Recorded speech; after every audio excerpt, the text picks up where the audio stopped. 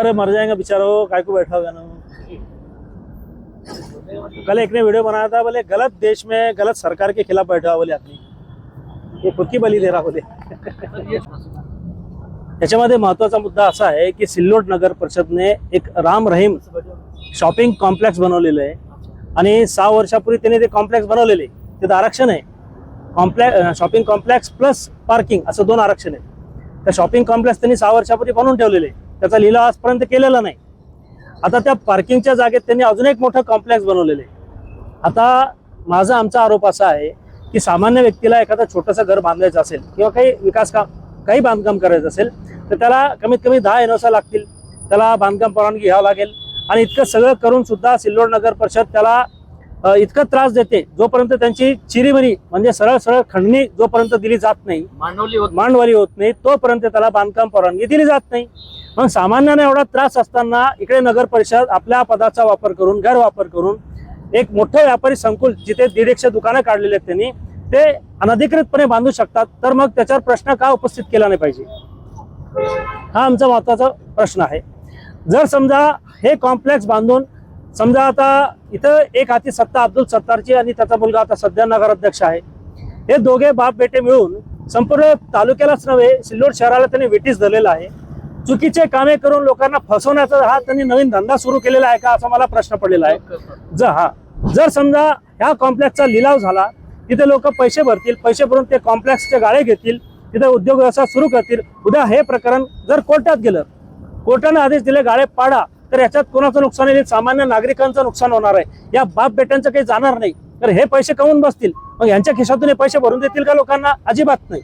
तर लोकांची फसवणूक होऊ नये, याच्यामध्ये लोकांच्यावर अन्याय होऊ नये म्हणून आम्ही उपोषण लावलेलं आहे। जिल्हाधिकारी यांना मागणी केलेली आहे की जोपर्यंत आमच्या या तक्रारीची सखोल चौकशी होऊन अहवाल येत नाही तोपर्यंत आम्हाला याच्यामध्ये स्थगिती घ्या, म्हणजे तात्पुरती द्या, तुम्ही 10 दिवसाची द्या, 15 दिवसाची द्या, पण तोपर्यंत लिलाव करू नका अशी आमची मागणी आहे।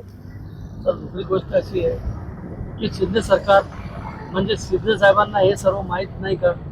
आता शिंदे का असं की भाई बिल्ली दूध पीती है आंखें बंद करके, उसे कोई देख नहीं रहा, ऐसा हा प्रकार चाललेला आहे असं तुमचं म्हणणं आहे? सर माझा स्पष्ट आरोप आहे, शिंदे साहेबांनी डोळे झाकून, मला असं वाटतं ते डोळे झाकून बसलेले आहेत। एका चुकीच्या व्यक्तीचं ते समर्थन करतायत। खरं म्हणजे ते नगरविकास मंत्री आहेत आणि जर इतक्या मोठ्या प्रमाणात जर त्याच खात्यातल्या कायद्याचा भंग होत असेल तर त्यांनी अजिबात त्याच्याकडे दुर्लक्ष करू नये असं मी त्यांना म्हणजे ह्या व्हिडिओच्या माध्यमातून तुमच्या चॅनलच्या माध्यमातून सांगतो।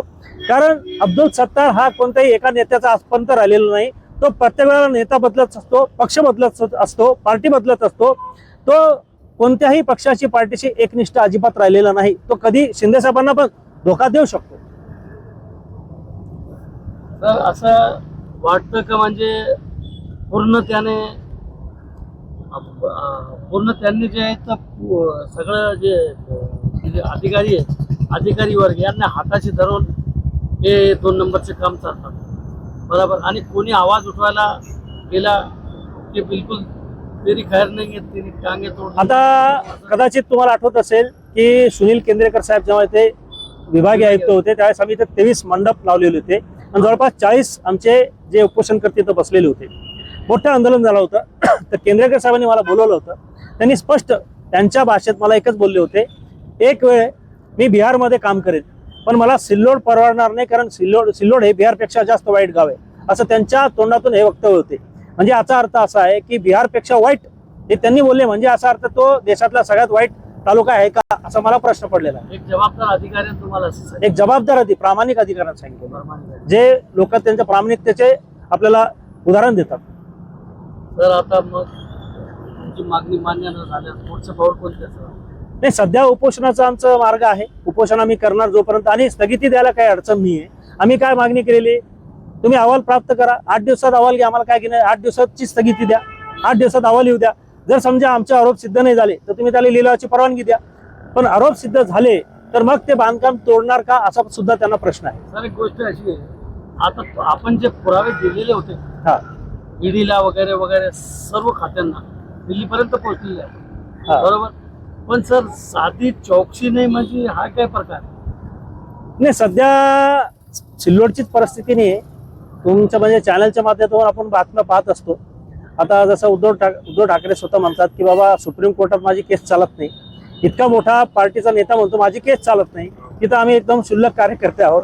त्याच्यामुळे ही परिस्थिती बघून मला सुद्धा शंका येते की उद्धव ठाकरे साहेब खरं तर बोलत नाही ना, असं मला शंका येऊ लागली. आपलं नाव सांगा. महेश शंकर पेल्ली, सामाजिक कार्यकर्ता, सिल्लोड.